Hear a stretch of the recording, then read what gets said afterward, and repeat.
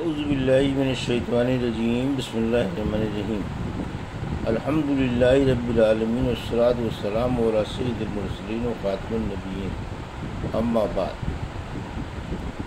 صحیح بخاری باب کتاب مظالم والغصب، حدیث نمبر 2447، اردو ترجمہ۔ اونچے اور پست بالا خانوں میں چھت وغیرہ پر رہنا جائز ہے، نیز جھروکے اور روشندان بنانا۔ ہم سے عبداللہ بن محمد نے بیان کیا، انہوں نے کہا ہم سے ابن عینیہ نے بیان کیا، انہوں نے کہا کہ ہم سے زہری نے بیان کیا، ان سے ارواح نے بیان کیا، ان سے اسامہ بن زید رضی اللہ عنہ نے بیان کیا کہ نبی کریم صلی اللہ علیہ وسلم مدینے کے ایک بلند مکان پر چڑھے، پھر فرمایا کیا تم لوگ بھی دیکھ رہے ہو جو میں دیکھ رہا ہوں کہ عنقریب تمہارے گھروں میں فتنے اس طرح برس رہے ہوں گے جیسے بارش برستی۔ حدیث نمبر 2468، اردو ترجمہ۔ ہم سے یحییٰ بن بکیر نے بیان کیا، کہا ہم سے لیث نے بیان کیا، ان سے عقیل نے اور ان سے ابن شہاب نے کہ مجھے عبید اللہ بن عبداللہ بن ابی سور نے خبر دی، اور ان سے عبداللہ بن عباس رضی اللہ عنہ نے بیان کیا کہ میں ہمیشہ اس بات کا آرزو مند رہتا تھا کہ حضرت عمر رضی اللہ عنہ سے آن صلی اللہ علیہ وسلم کی ان دو بیویوں کے نام پوچھوں جن کے بارے میں اللہ تعالیٰ نے سورۃ تحریم میں فرمایا ہے، اگر تم دونوں اللہ کے سامنے توبہ کرو تو بہتر ہے کہ تمہارے دل بگڑ گئے۔ پھر میں ان کے ساتھ حج کو گیا۔ عمر رضی اللہ عنہ راستے میں قضائے حاجت کے لیے ہٹے تو میں بھی ان کے ساتھ پانی کا ایک چھاگل لے کر گیا، پھر قضائے حاجت کے لیے چلے گئے، اور جب واپس آئے تو میں نے ان کے دونوں ہاتھوں پر چھاگل سے پانی ڈالا اور انہوں نے وضو کیا۔ پھر میں نے پوچھا یا امیر المومنین، نبی کریم صلی اللہ علیہ وسلم کی بیویوں میں وہ دو خواتین کون سی ہیں جن کے متعلق اللہ تعالیٰ نے یہ فرمایا کہ تم دونوں اللہ کے سامنے توبہ کرو؟ انہوں نے فرمایا ابن عباس تم پر حیرت ہے، وہ تو عائشہ اور حفصہ ہیں۔ پھر عمر رضی اللہ عنہ میری طرف سے متوجہ ہو کر پورا واقعہ بیان کرنے لگے۔ آپ نے بتایا کہ بنو امیہ بن زید کے قبیلے میں جو مدینے سے ملا ہوا تھا، میں اپنے ایک انصاری پڑوسی کے ساتھ رہتا تھا۔ ہم دونوں نے نبی کریم صلی اللہ علیہ وسلم کی خدمت میں حاضری کی باری مقرر کر رکھی تھی، ایک دن وہ حاضر ہوتے اور ایک دن میں۔ جب میں حاضری دیتا تو اس دن کی تمام خبریں وغیرہ لاتا اور ان کو سناتا، اور جب وہ حاضر ہوتے تو وہ بھی اسی طرح کرتے۔ ہم قریش کے لوگ مکے میں اپنی عورتوں پر غالب رہا کرتے تھے، لیکن جب ہم ہجرت کر کے انصار کے یہاں آئے تو انہیں دیکھا کہ ان کی عورتیں خود ان پر غالب تھیں۔ ہماری عورتوں نے بھی ان کا طریقہ اختیار کرنا شروع کر دیا۔ میں نے ایک دن اپنی بیوی کو ڈانٹا تو انہوں نے بھی اس کا جواب دیا۔ ان کا یہ جواب مجھے ناگوار معلوم ہوا، لیکن انہوں نے کہا کہ میں اگر جواب دیتی ہوں تو تمہیں ناگواری کیوں ہوتی ہے؟ قسم اللہ کی، نبی کریم صلی اللہ علیہ وسلم کی ازواج تک آپ کو جواب دے دیتی ہیں، اور بعض بیویاں تو آپ سے پورے دن اور پوری رات خفا رہتی ہیں۔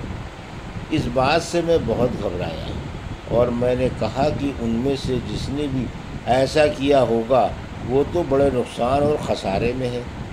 اس کے بعد میں نے کپڑے پہنے اور حفصہ رضی اللہ عنہ نے حضرت عمر رضی اللہ عنہ کی صاحبزادی اور ام المومنین کے پاس پہنچا اور کہا اے حفصہ، کیا تم میں سے کوئی نبی کریم صلی اللہ علیہ وسلم سے پورے دن رات تک غصہ رہتی ہے؟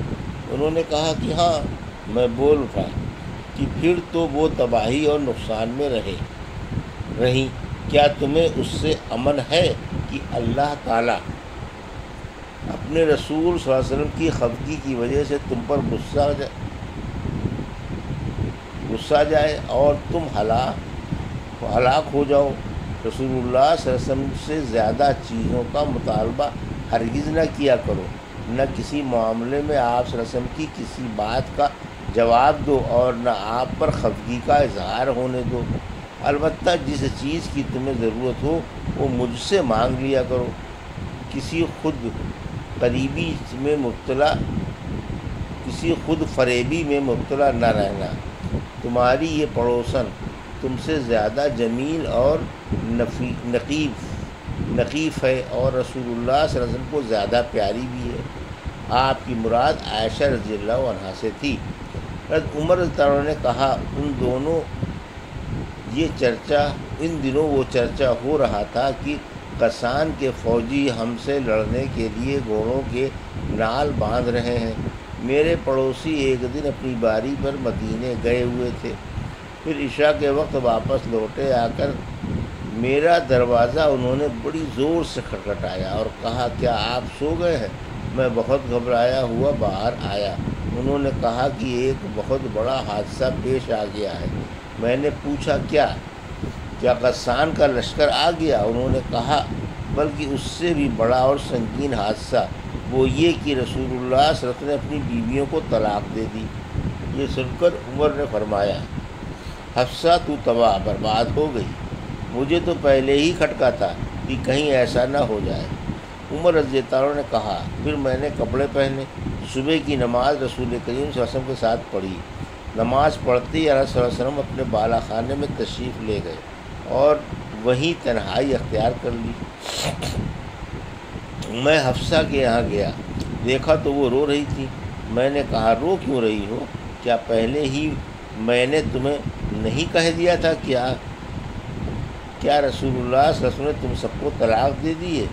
انہوں نے کہا کہ مجھے کچھ معلوم نہیں، آپ بالا خانے میں تشریف رکھتے ہیں۔ پھر میں باہر نکلا اور ممبر کے پاس آیا، وہاں کچھ لوگ موجود تھے اور بعض رو بھی رہے تھے۔ تھوڑی دیر تو میں ان کے ساتھ بیٹھا رہا، لیکن مجھ پر رنج کا غلبہ ہوا اور میں بالا خانے کے پاس پہنچا جس میں آپ صلی اللہ علیہ وسلم تشریف رکھتے تھے۔ میں نے آپ صلی اللہ علیہ وسلم کے ایک سیاہ غلام سے کہا کہ حضرت صلی اللہ علیہ وسلم سے کہو کہ عمر اجازت چاہتا ہے۔ وہ غلام اندر گیا اور آپ سے گفتگو کر کے واپس آیا اور کہا کہ میں نے آپ کی بات پہنچا دی تھی، لیکن رسول اللہ صلی اللہ علیہ وسلم خاموش ہو گئے۔ چنانچہ میں واپس آ کر انہی لوگوں کے ساتھ بیٹھ گیا جو ممبر کے پاس موجود تھے۔ پھر مجھ پر رنج غالب آیا اور میں دوبارہ آیا، لیکن اس دفعہ بھی وہی ہوا۔ پھر آ کر انہی لوگوں میں بیٹھ گیا جو ممبر کے پاس تھے، لیکن اس مرتبہ پھر مجھ سے نہیں رہا گیا اور میں نے غلام سے آ کر کہا کہ عمر کے لیے اجازت چاہو، لیکن بات یوں کی توں رہی۔ جب میں واپس ہو رہا تھا کہ غلام نے مجھ کو پکارا اور کہا کہ رسول اللہ صلی اللہ علیہ وسلم نے آپ کو اجازت دے دی ہے۔ میں آپ کی خدمت میں حاضر ہوا تو آپ کھجور کی چٹائی پر لیٹے ہوئے تھے جس پر کوئی بستر بھی نہیں تھا، اس لیے چٹائی کے ابھرے ہوئے حصوں کا نشان آپ کے پہلو میں پڑ گیا تھا۔ آپ اس وقت ایک ایسے تکیے پر ٹیک لگائے ہوئے تھے جس کے اندر کھجور کی چھال بھری گئی تھی۔ میں نے آپ صلی اللہ علیہ وسلم کو سلام کیا اور کھڑے عرض کی کہ کیا آپ نے اپنی بیویوں کو طلاق دے دی ہے؟ آپ نے نگاہ میری طرف کر کے فرمایا، نہیں۔ میں نے آپ کے غم کو ہلکا کرنے کی کوشش کی اور کہنے لگا، اب بھی میں کھڑا ہی تھا، یا رسول اللہ، آپ جانتے ہیں کہ ہم قریش کے لوگ اپنی بیویوں پر غالب ہوئے تھے، لیکن جب ہم ایک ایسی قوم میں آ گئے جن کی عورتیں ان پر غالب تھیں۔ پھر حضرت عمر رضی اللہ عنہ نے تفصیل ذکر کیا۔ اس بات پر رسول کریم صلی اللہ علیہ وسلم مسکرا دیے۔ پھر میں نے کہا، میں حفصہ کے یہاں بھی گیا تھا اور اس سے کہہ آیا تھا، کہیں کسی خود فریبی میں نہ مبتلا رہنا، یہ تمہاری پڑوسن تم سے زیادہ خوبصورت اور پاک ہیں اور رسول اللہ صلی اللہ علیہ وسلم کو زیادہ محبوب بھی ہیں۔ آپ عائشہ رضی اللہ عنہا کی طرف اشارہ کر رہے تھے۔ اس بات پر آپ دوبارہ مسکرا دیے۔ جب میں نے آپ کو مسکراتے دیکھا تو آپ کے پاس بیٹھ گیا اور آپ کے گھر میں چاروں طرف دیکھنے لگا۔ بخدا سوائے 3 کھالوں کے اور کوئی چیز وہاں نظر نہ آئی۔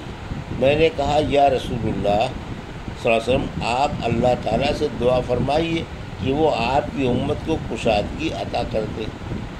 فارس اور روم کے لوگ تو پوری فراخی کے ساتھ رہتے ہیں، دنیا انہیں خوب ملی ہوئی ہے، حالانکہ وہ اللہ تعالیٰ کی عبادت بھی نہیں کرتے۔ آن صلی اللہ علیہ وسلم ایک ٹیک لگائے ہوئے تھے۔ آپ نے فرمایا، اے خطاب کے بیٹے، کیا تمہیں ابھی کچھ شبہ ہے؟ تو دنیا کی دولت کو اچھی سمجھتا ہے؟ یہ تو ایسے لوگ ہیں کہ ان کے اچھے اعمال جو وہ معاملات کی حد تک کرتے ہیں، ان کی جزا اسی دنیا میں ان کو دے دی گئی ہے۔ یہ سن کر میں بول اٹھا، یا رسول اللہ، میرے لیے اللہ سے مغفرت کی دعا کیجیے۔ تو نبی کریم صلی اللہ علیہ وسلم نے اپنی ازواج سے بات پر علیحدگی اختیار کر لی تھی کہ عائشہ سے حفصہ نے پوشیدہ بات کہہ دی تھی۔ حضور اکرم صلی اللہ علیہ وسلم نے اس انتہائی خفگی کی وجہ سے جو آپ کو ہوئی تھی فرمایا تھا کہ میں اب ان کے پاس 1 مہینے تک نہیں جاؤں گا، اور یہی موقع ہے جس پر اللہ تعالیٰ نے آپ صلی اللہ علیہ وسلم کو متنبع کیا تھا۔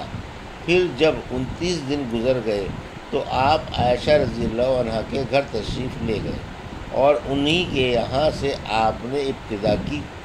عائشہ رضی اللہ عنہا نے کہا کہ آپ نے تو عہد کیا تھا کہ ہمارے یہاں 1 مہینے تک نہیں تشریف لائیں گے، اور آج ابھی 29ویں کی صبح ہے، میں تو دن گن رہی تھی۔ نبی کریم صلی اللہ علیہ وسلم نے فرمایا، یہ مہینہ 29 دن کا ہے، اور وہ مہینہ 29 ہی دن کا تھا۔ عائشہ رضی اللہ عنہا نے بیان کیا کہ پھر وہ آیت نازل ہوئی جس میں ازواج النبی کو اختیار دیا گیا تھا، اس کی بھی ابتدا آپ نے مجھ ہی سے کی، اور فرمایا کہ میں تم سے ایک بات کہتا ہوں، اور یہ ضروری نہیں کہ جواب فوراً دو، بلکہ اپنے والدین سے بھی مشورہ کر لو۔ عائشہ رضی اللہ عنہا نے بیان کیا کہ آپ کو یہ معلوم تھا کہ میرے ماں باپ کبھی آپ سے جدائی کا مشورہ نہیں دے سکتے۔ پھر آپ نے فرمایا، اللہ تعالیٰ نے فرمایا کہ اے نبی، اپنی بیویوں سے کہہ دو، اللہ تعالیٰ کے قول عظیماً تک میں نے عرض کیا، کیا اب اس معاملے میں بھی میں اپنے والدین سے مشورہ کرنے جاؤں گی؟ اس میں تو کسی شبے کی گنجائش ہی نہیں ہے کہ میں اللہ اور اس کے رسول اور آخرت کو پسند کرتی ہوں۔ اس کے بعد آپ نے اپنی دوسری بیویوں کو بھی اختیار دیا، اور انہوں نے بھی وہی جواب دیا جو عائشہ رضی اللہ عنہا نے دیا تھا۔ یہ تھی صحیح بخاری باب کتاب مظالم والغصب کی حدیث نمبر 2467 سے 2468 کا اردو ترجمہ جو ابھی آپ نے سماعت فرمایا۔ اللہ سے دعا ہے کہ اللہ ہمیں حدیثوں کی صحیح سمجھ عطا فرما اور ان پر عمل کرنے کی توفیق عطا فرما، آمین یا رب العالمین۔